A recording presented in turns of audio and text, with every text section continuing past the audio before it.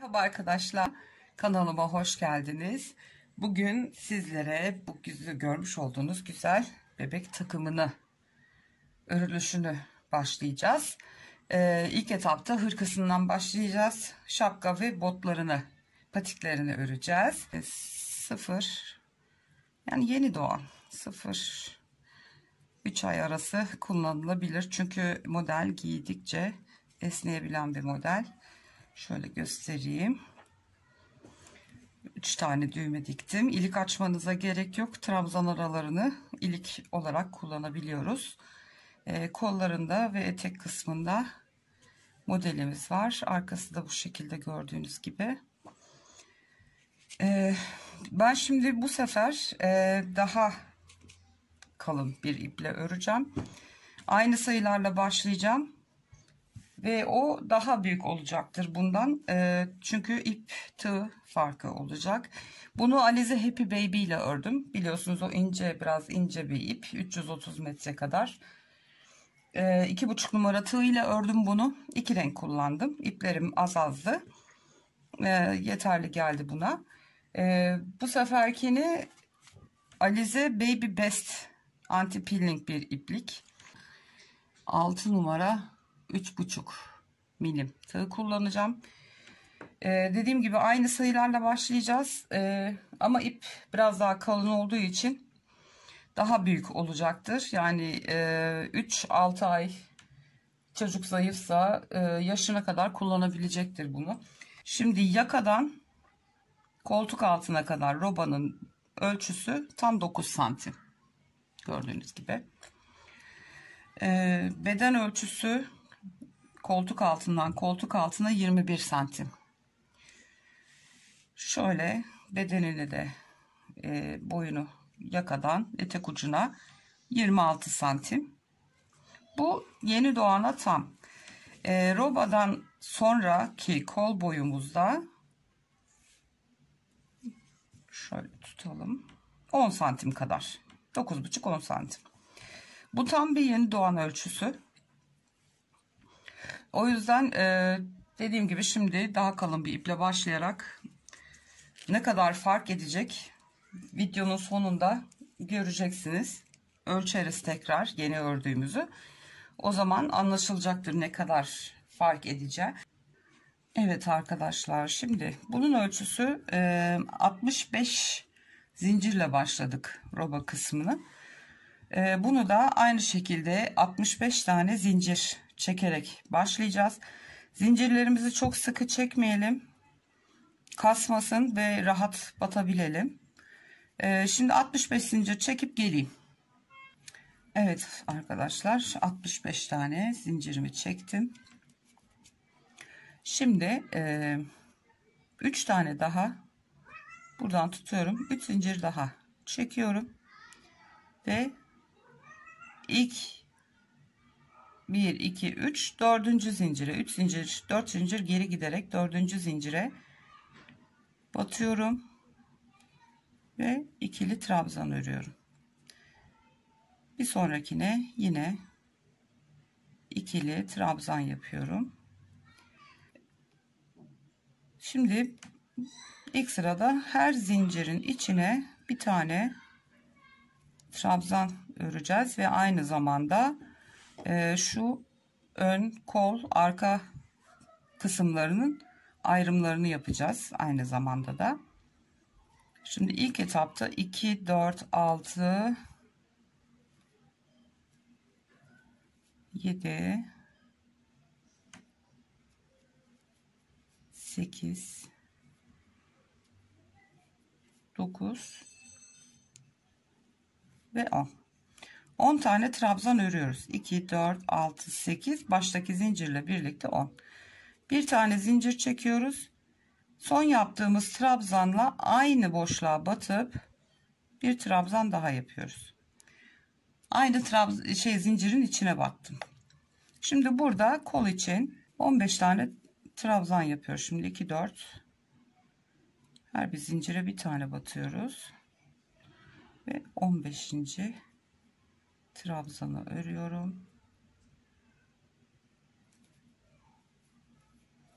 Yine bir zincir çekiyorum ve aynı zincirin içine tekrar arkaya öreceğimiz trabzanların ilkini aynı boşluğun içine yapıyoruz ve devam ediyoruz. Şimdi arkamız için 19 tane ikili trabzan öreceğiz her bir zincirin içine. 18 ve 19. Bu kısımda arkamız için, burası kol içinde ve 10 tane ilmeğimiz de ön içinde. Şimdi tekrar bir zincir çekiyoruz ve aynı zincirin içine kol için öreceğimiz trabzanların ilkini yapıyoruz. Ve şimdi yine 15 tane bu ördüğümüz ilk trabzanla birlikte 15 tane kol ayrımı için trabzanlarımızı örüyoruz. 14 ve 15. İkinci kolumuzu da örmüş olduk ayrımını.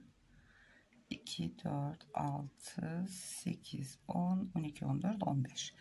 Tekrar bir zincir çekiyoruz ve son yaptığımız trabzanı ördüğümüz zincirin içine tekrar ön için ilk trabzanımızı örüyoruz ve bu ördüğümüz trabzan dahil 10 tane trabzan yapacağız. 8 9 ve 10. Evet, bir tane fazlaymış. Şimdi bunu buradan söküp hemen dibine kadar geri sökeceğiz. O kolay bir şey. Şimdi bir tane zincir, hatta çekmeyelim bile. Şöyle çeviriyoruz örgümüzü. İp arkada kalacak. Batıyoruz ve bir tane kaydırma atıyoruz. 2 zincir çekiyoruz. Bu bizim ilk trabzanımız. Bunu buraya dibine batmamak için yaptık. Yanındaki trabzandan devam ediyoruz şimdi. Gördüğünüz gibi böyle yaptığımız zaman arası ayrık olmuyor trabzanların. Şimdi örüyoruz ayrım yerine kadar 10 ilmeğimizi. Evet, ve gördüğünüz gibi 2 4 6 8 10 tane ön parçada olan kısmı ördük. Şimdi buraya bir zincir çekmiştik. Bu boşluğun içine 2 tane daha trabzan örüyoruz. 12 tane oldu toplamda. Yine bir zincir çekiyoruz. Tekrar aynı boşluğun içine bu sefer kol ayrımı için 2 tane arttırma yapmış oluyoruz. Bu 2 tane ön parça için, şimdi ördüğümüz 2 tane de şu kol ayrımını arttırma için örmüş olduk. Yani her sırada 4'er tane ilmek arttırma yapmış olacağız ve diğer trabzanları teker teker örerek arkaya ayırdığımız bölüme gelene kadar trabzanlarımızı tek tek örüyoruz. Evet, sonuna kadar geldim. Boşluk kısmına geldim. 2 tane daha örüyorum buraya. Bu kol içinde. Bir zincir çekiyoruz arada. Tekrar aynı boşluğa 2 tane daha örüyorum. Bu da arkadaki kısmımız için olacak. 2 de bu tarafta arttıracağız. 19 olacak, 23 tane. Bu şekilde boşluklara ikişer tane arttırma yaparak robamızı bu şekilde öreceğiz. Kare robayı örmek çok kolay. Yuvarlak da öyle. Aslında çok basit.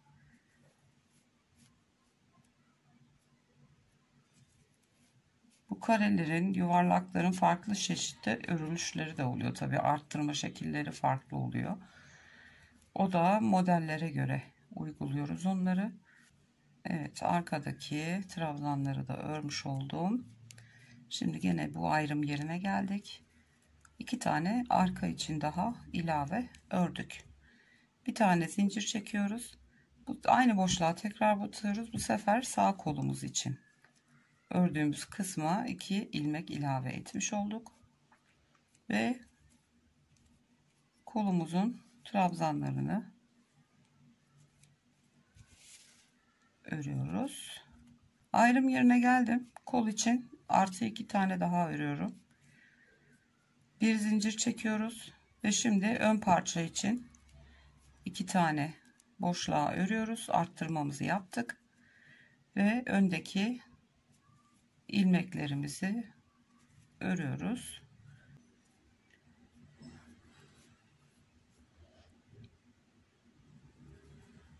Sonuncusunu da şu zincire batıyoruz. Evet. Örgümüzü çeviriyoruz.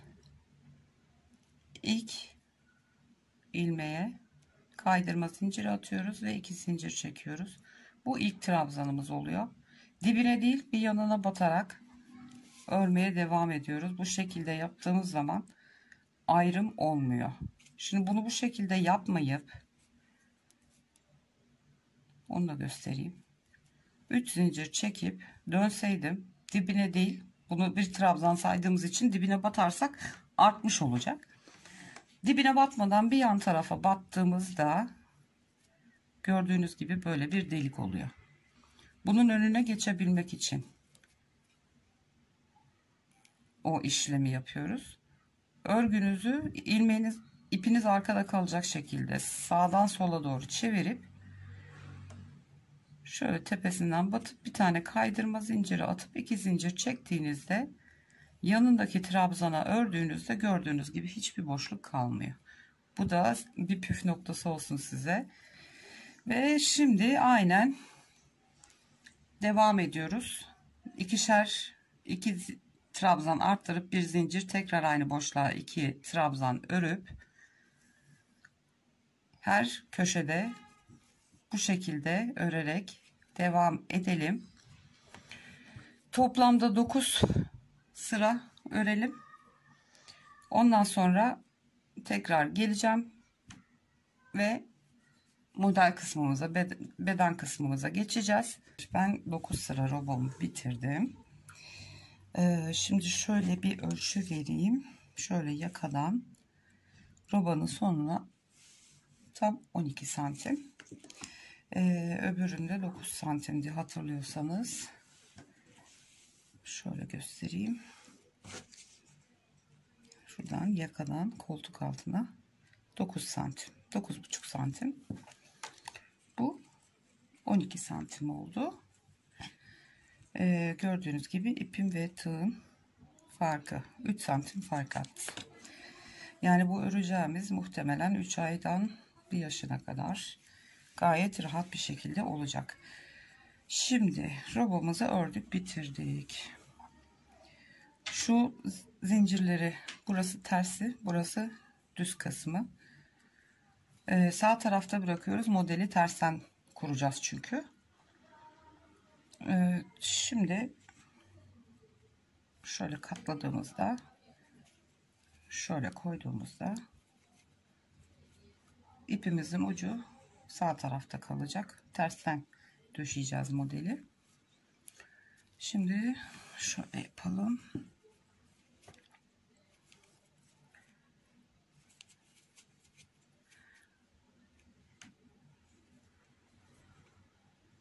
Beş tane zincir çekiyoruz. Örgümüzü çevirdik. Parça büyüyünce şimdi örmesi de zorlaşıyor tabi. Hemen dibine batarak bir tane ikili trabzan yapıyoruz. 1 2 zincir çekip bu yaptığımız trabzana zincirle birlikte toplamda 4 tane trabzan olacak. Şu şekilde. Yani yatay duracak yaptığımız trabzanlar. 1 2 3 tane atlayıp dördüncüye tekrar bir tane ikili trabzan yapıyoruz. 1 2 3, sadece ilkinde 2 çektik. Bundan sonra hep 3 çekeceğiz. Yine trabzanın içine 3 tane trabzan dolduracağız. Bu arada ipi kalın, benim gibi Baby Best tarzı 240 metrelik bir ip kullanacaksanız 2 yumak almanız gerekiyor. böyle büyük beden örecekseniz. İnce iplerde yani bir yumaktan biraz fazla ama kalınlarda fazla gidiyor. 1 2 3 tane atlıyoruz. Dördüncüye ikili trabzanımızı yapıyoruz. 3 zincir çekip yaptığımız trabzana ikili trabzanlar yapıyoruz. 3 tane. Çektiğimiz zincirle birlikte 4 tane oluyor. Bu şekilde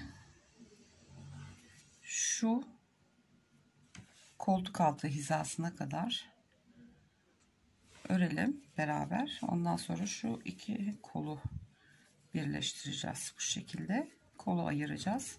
Sırf bedeni örmüş olacağız. Bu arada 197 tane son sırada ilmeğim oldu. 26'şer tane önlerde, 47 tane kolda ve 51 tane de arka kısımda oldu. 1 2 3 atlayıp dördüncüye trabzanımı örüyorum. 1 2 3 zincir çekiyorum ve ördüğüm trabzana 3 tane trabzan örüyorum. 1 2 3 atlıyorum, dördüncüye bir tane trabzan yapıyorum. 1 2 3 zincir çekiyorum, trabzana 3 tane trabzan öreceğim.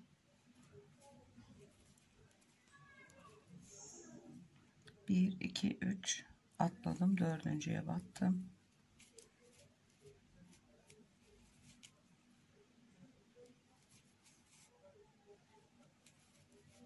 Ve 3 tane trabzan örüyorum. Şimdi 2 4 6 tane ördük. Şimdi şuraya kadar gelmemiz gerekiyor. Şimdi 2 tane atlayalım. Ayar yapmamız gerekiyor çünkü. 2 atlayıp üçüncüye batalım. 3 zincir çekiyorum ve trabzanlarımı örüyorum. Yani bir tane eksik, bir tane fazla fark etmez. Şimdi tam bu köşeye geldim. Bu köşeye batıyorum ve bir tane modelimi yapıyorum.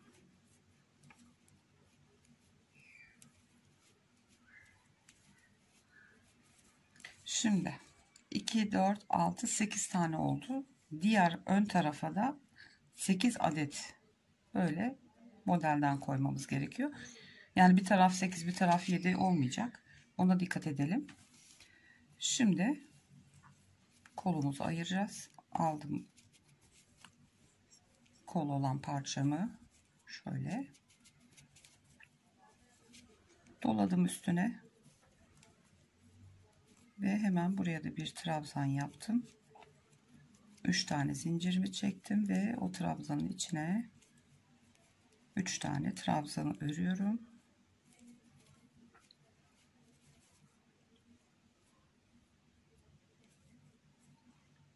Ve şimdi devam ediyoruz. 1 2 3 dördüncüye batalım. Şimdi bu şekilde şu arkada kalan kısmı örelim. Köşeye geldiğimizde tekrar birlikte olalım. Evet arkadaşlar, yani arka bölüme gelen yere örnekleri koydum. Şimdi tam köşeye, kolun köşesine geldim. Şimdi 1 2 3 boşluk, tam dördüncü boşluğumuz oluyor. Oraya trabzanımı yaptım. 3 tane zincir çektim ve trabzanın içine 3 tane ikili trabzanımı örüyorum. Ve şimdi şu diğer kolumuz, aldım bunu da üstüne doladım tığımın. Şu arada bir zincir çektiğimiz boşluğa batıyorum ve trabzanımı yapıyorum. 3 tane zincir çekiyorum ve ikili trabzanlarımı örüyorum.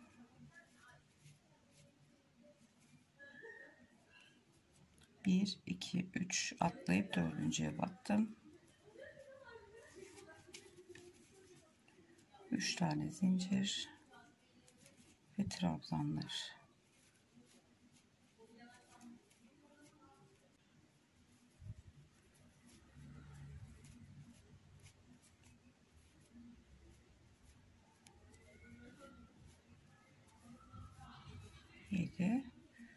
Bunu da şuraya, ilk başa araya trabzanı yapalım. 3 zinciri çekelim ve trabzanlarımızı dolduralım içine. 3 tane. Evet. Şimdi şöyle bir toparlarsak, gördüğünüz gibi. Şimdi masa örtüsü beyaz, bu beyaz olmadı. Evet, 2 4 6 8, 2 4 6 ve koltuk altında 8. İki tarafta da, ön parçada da 8'er tane yapmış olduk. Şimdi gördüğünüz gibi kollarımızı ayırdık. Sadece ön ve arka kısım model koymuş olduk. Şimdi bedenimizi öreceğiz. Şimdi modelimizin ikinci sırasına başlayalım.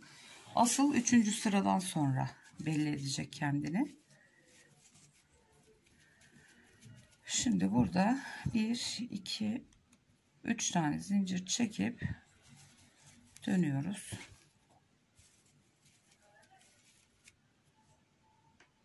Ve şu çektiğimiz zincirlerin tepesine 4'er tane trabzan yapıyoruz. 1 2 3 zincir çekip bir sonrakine atlıyoruz.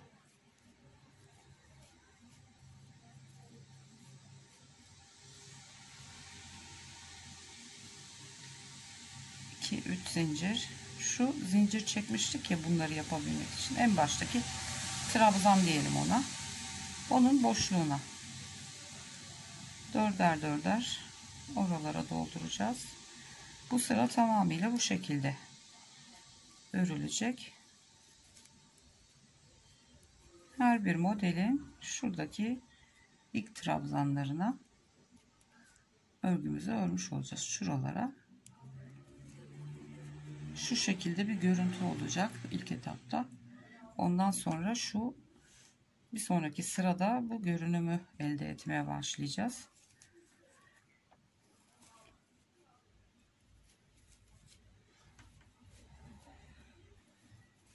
Evet, bu sıramızı da böyle 3 zincir çekip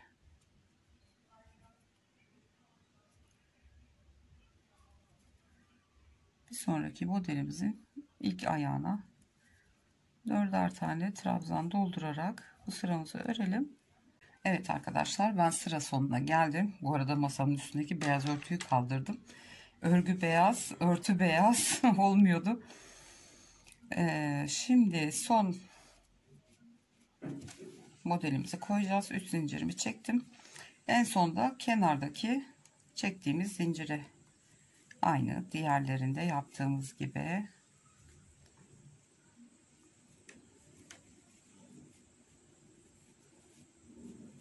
dört tane trabzanımızı doldurduk. Şimdi 5 tane zincir çekiyoruz. Dönüşlerimiz hep 5 zincirli olacak.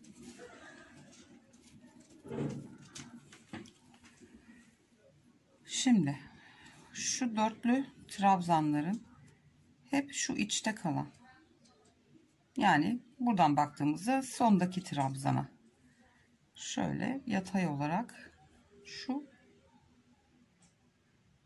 son trabzanın içine batacağız. 4 tane trabzan yapacağız gene oraya. Bu arada benim yumağım neredeyse yarıya indi.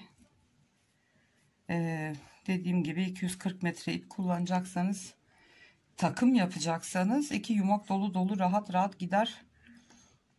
Ama her halükarda 2 yumak gerekiyor yani. Bir tane imkansız yetmez. İp çünkü kalın. Şimdi devamında her zaman yaptığımız gibi 3 tane zincirimizi çekiyoruz ve trabzanların en sonuncusuna batıyoruz.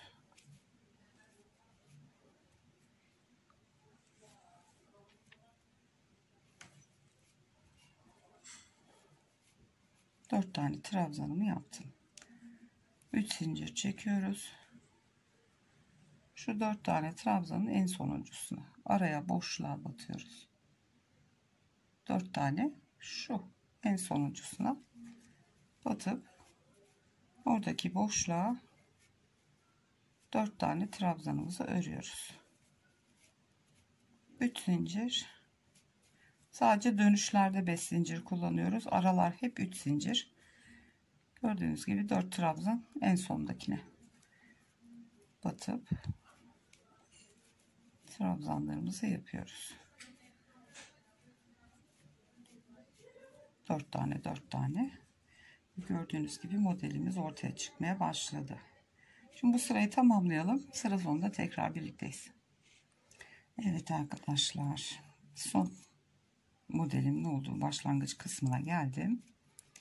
3 tane zincir çekip bir alt sıradaki şu trabzan grubunun en sonuncusundan batıp trabzanlarımı yapıyorum.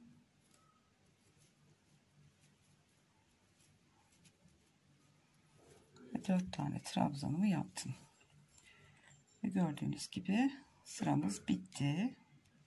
Şimdi 5 tane zincir çekiyoruz. Örgümüzü çeviriyoruz. Ve şu dörtlü trabzanın en sondakine yine aynı şekilde yatay olarak trabzanlarımızı örmüş oluyoruz.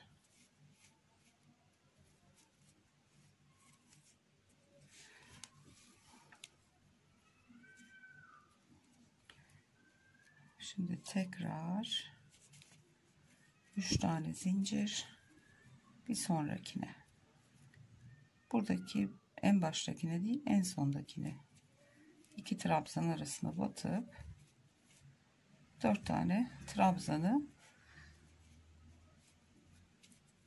yatay trabzana örüyoruz. Gördüğünüz gibi tekrar 3 zincir. Model hep böyle köşeleri 5 tane zincirle dönüp ilk modelin son trabzanına trabzanlarımızı örüyoruz. Gördüğünüz gibi bu şekilde ilerleyecek. En sonda ufak bir ayrıntı var son sırayı toparlamak için. Şimdi istediğiniz boyuta ulaşana kadar siz de örün, ben de öreyim. Ondan sonra tekrar hep birlikte etek ucunun bitirilişini yaparız ve kollarımıza geçeriz. Beyazla çok güzel oluyor ama gördüğünüz gibi şahane duruyor. Şunlara aldanmayın, bunlar örüldükçe kendini toplayacak. Şimdi en sonda buraya örüp en sona örüp döneceğiz. Bu zincir de tabii kendini toparlayacak böyle. Önü böyle oyalı gibi duracak. Şöyle. Şimdi örelim istediğiniz boyuta gelene kadar. Evet arkadaşlar, ben hırkamızın boyunu ördüm. Bu kadar boy benim için yeterli. Şimdi şöyle bir sizin için ölçeyim toplamda ne kadar oldu. Şöyle omuzdan etek ucuna kadar 29 santim. Şimdi son bir sıramız var. Onu da gidersek yaklaşık işte 29,5-30 santim falan olacak. Şimdi hırkamızın ön yüzüne bakan tarafta bırakıyoruz en son sıramızın örülüşünü. Şimdi ne yapıyorduk? 5 zincir çekiyorduk. 5 zincir çektim ve döndüm. Trabzana yatay olarak 4 tane trabzanı yapıyorum.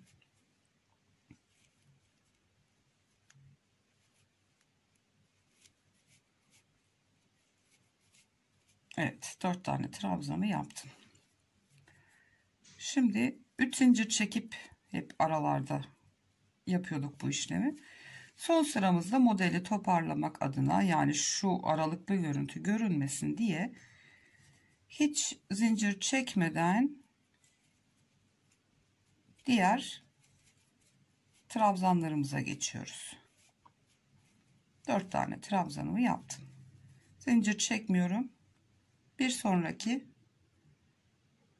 trabzana, dörtlü trabzanın en sonuncusuna yatay olarak 4 tane trabzanımı yapıyorum. Ay, iplikte düğüm çıktı bu arada. Evet, bir sonrakinin son trabzanına tekrar 4 tane trabzanımı yapıyorum. Yine aynı şekilde 4 tane trabzan var en sonuncusuna. 4 tane trabzanı örelim.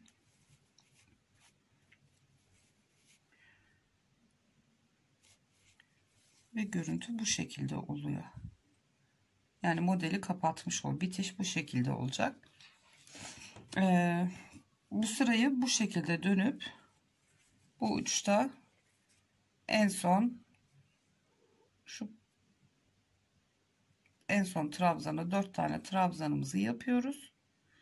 3 tane zincir çekip dibine batıyoruz hemen ve etek ucumuzu bitiriyoruz. Ben kolun bir tanesini yaptım size göstermek için. Şöyle çevireyim. Şu şekilde kolumuz. Onun da ölçüsünü vereyim size hemen. Şu robadan sonraki kısım şöyle 15 santim. 14,5 santim. Komple yakadan kol ucuna kadar 24 santim. Robadan yakadan kol kısmına kadarki bölüm şöyle ölçelim. 9 santim. Yani bu roba yüksekliği benim için yeterli geliyor. Yakanın köşesinden koltuk altına kadarki mesafede şurası başlangıç 12 santim. Bu 3-6 ay için ölçü. Şimdi diğer kolu birlikte isterseniz başlayalım. Onu da göstermiş olayım. Bu arada bir tek işte kolu örüp bitirip düğmeleri dikmek kalacak. Yalnız şimdi şöyle bir şey var. Ben kurdele kullanacaktım. Ama şapkayı kullanırken bebeğin boynunu hani rahatsız eder diye kendi ipinden kordon öreceğim. Şimdi kolu örüp bitirelim. O kordonun örülüşünü de gösteririm ben size. Bir hırkamızı bitirmiş oluruz. Bir sonraki videoda lora şapkamızı öreceğiz. Aynı modelden. Bir sonraki videoda da patiklerini yapacağız ve üçlü setimizi bitirmiş olacağız. Şimdi kolu şöyle şu arka kısma, rovanın arka kısmına gelen yerden başlayalım. Hani bağlantı yeri arkada kalsın. Şöyle tam şu köşeden ipimizi bağlayalım. Şunu da yapabilirsiniz. Size bir püf noktası daha göstereyim. İpi aldık. Şu ucunu yukarıdaki iple birlikte tutup 1-2 tane zincir çekerseniz şöyle, üçüncü zinciri de normal. Bu ucu buradan kesip atabilirseniz ipinizi sağlamlaştırmış oldunuz. Şimdi 5 tane zincirle modele başlıyorduk. Hemen Şu ipin ucunu şöyle içeri alayım, saklayayım aynı zamanda. Evet, trabzanı yaptım. Şimdi tekrar 3 tane zincir çekip bu yaptığım trabzana 4 tane trabzanımızı öreceğim. Zincir ile birlikte böyle 3 oldu ve dördüncü. Şimdi tekrar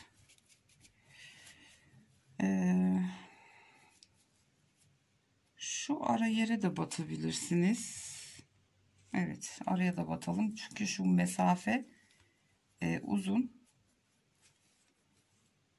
şey yapmasın, kasmasın burası.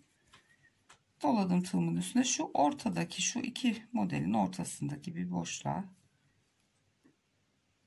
şöyle zincire batayım. Bir tane trabzanımı yapıyorum. 3 tane zincir çekiyorum ve bu trabzana 4 tane trabzanımı örüyorum.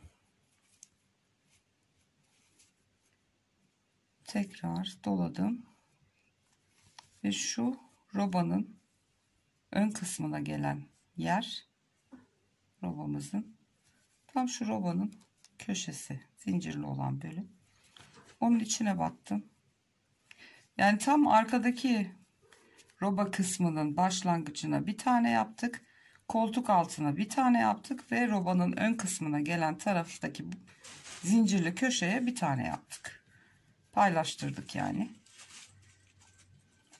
Bir tane yaptım trabzanı, 3 zincir çekiyorum tekrar ve 4 tane trabzanımı yapıyorum. Tığıma doladım, 1 2 3 tane atlayıp dördüncüye battım. 3 zincir çekiyorum tekrar, ipimin katı kaçtı. 3 zincir trabzanlarımı yapıyorum.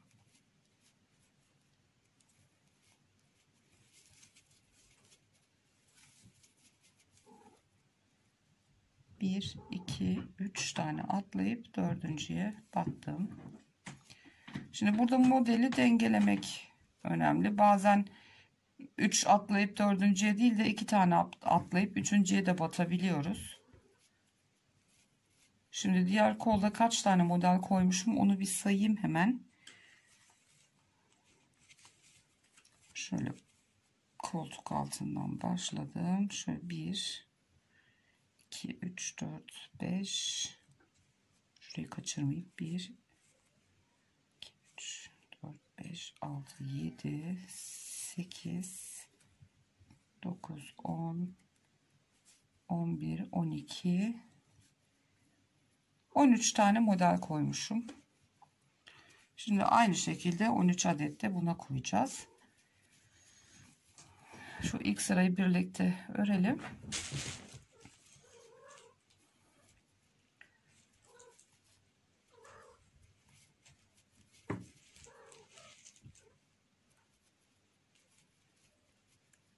Dört tane. 1 2 3, dördüncüye atlıyorum. 3 zincir çekiyorum ve yatay olarak trabzanın üstüne zincir hariç 3 tane zincirle birlikte 4. 1 2, bir tane 2 atlayıp üçüncüye batayım. 2 2 4 6 7 oldu. 13 taneyi de tam denk gelecektir. Evet, 3 zincir çekiyorum. Trabzanları örüyoruz.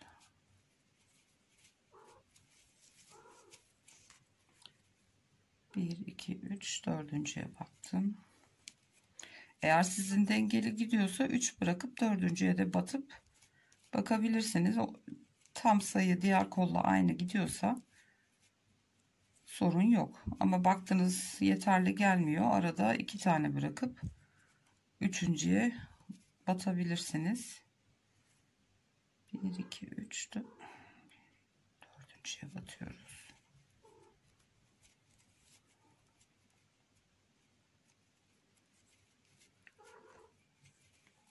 Bakalım bizim yetecek mi? Yani onu ayarlamak sizin elinizde. Çünkü yani beden değiştikçe sayılar değiştiği için bazen denk gelmeyebiliyor. 10 tane oldu.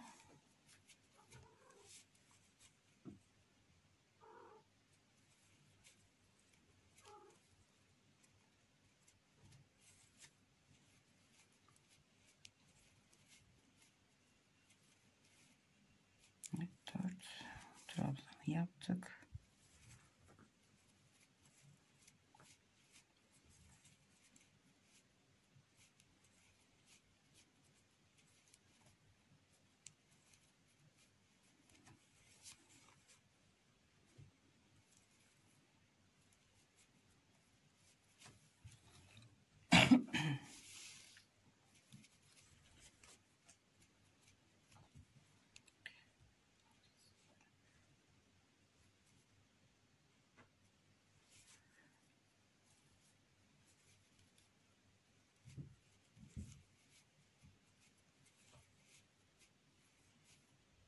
Bunu buraya batarsak tamamdır.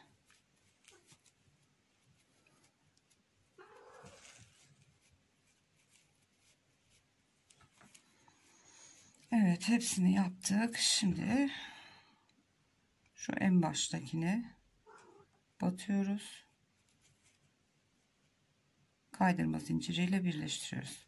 Kendimize doğru çeviriyoruz. İlk trabzana hemen bir içine girip bir kaydırma zinciri daha atıyoruz. 3 zincir çekiyoruz ve buraya ilk dörtlü trabzanımızı yapıyoruz. Bu sefer yüzünden, düz tarafından döneceğiz. Bir düz tarafından, bir iç tarafından döneceğiz.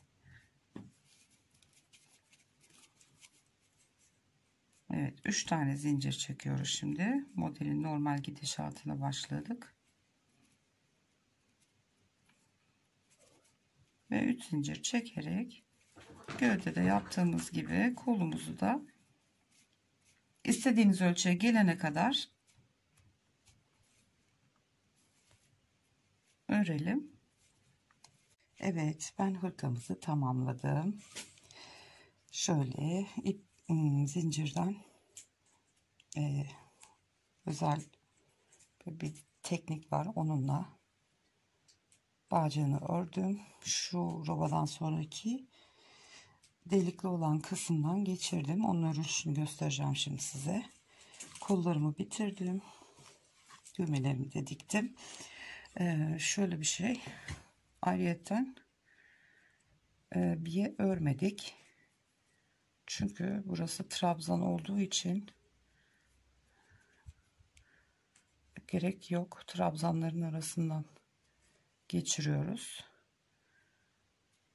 İlik olarak kullanıyoruz onu.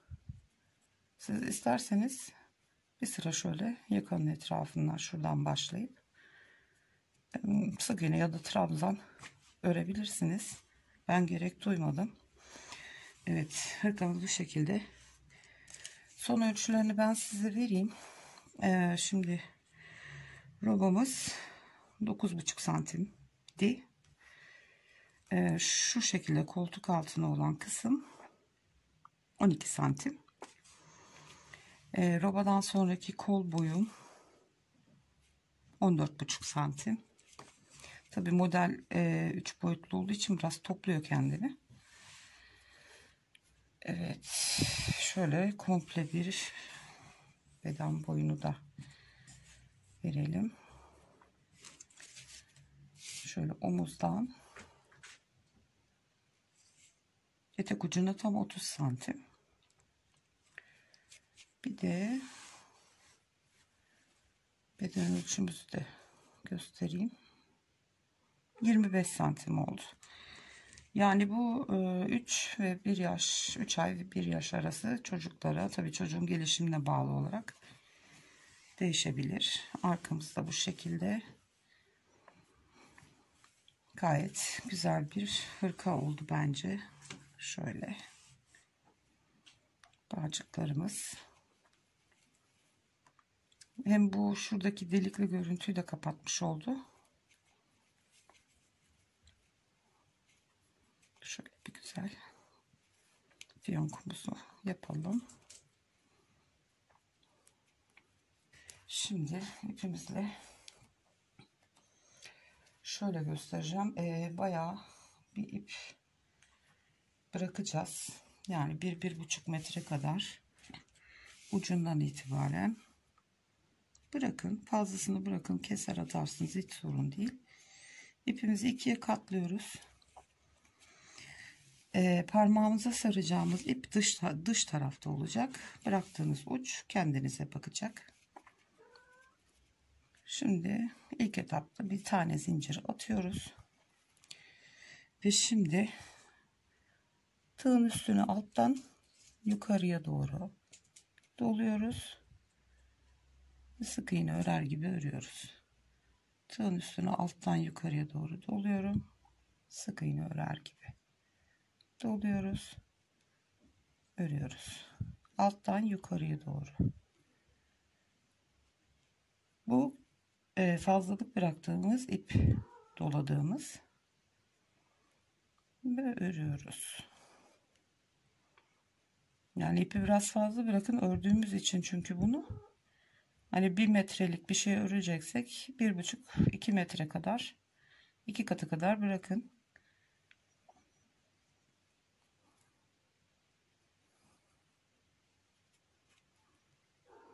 Evet, gördüğünüz gibi gayet basit ve çok güzel duruyor. Şöyle iyice yakından göstereyim. Yani her bir tarafı sanki zincir çekmiş gibi görünüyor. Yani düz zincir çok ince oluyor. Ben de o yüzden böyle bebek şapkalarına, hırkalara bu tarz örmeyi seviyorum. Bu şekilde alttan yukarı doluyoruz, tığın üstüne örüyoruz. Doluyoruz, örüyoruz. Hepsi bu kadar. Gördüğünüz gibi.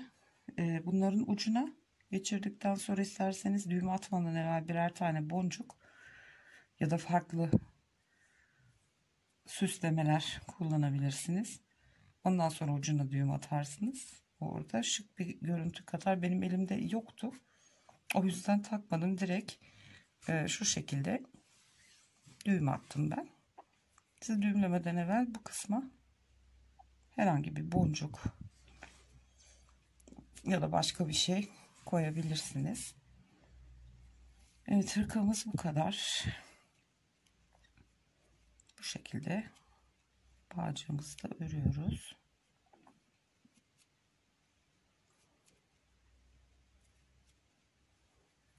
Alttan yukarıya doğru tığın üstüne atıyoruz, örüyoruz. Evet, bu kadar hanımlar. Evet arkadaşlar, bu videomuz buraya kadardı. Beni izlediğiniz için teşekkür ederim. Hala kanalıma abone değilseniz ücretsiz olarak abone olabilirsiniz. Like bırakmayı, yorum bırakmayı lütfen unutmayınız. Bir sonraki videoda görüşünceye kadar hoşça kalın.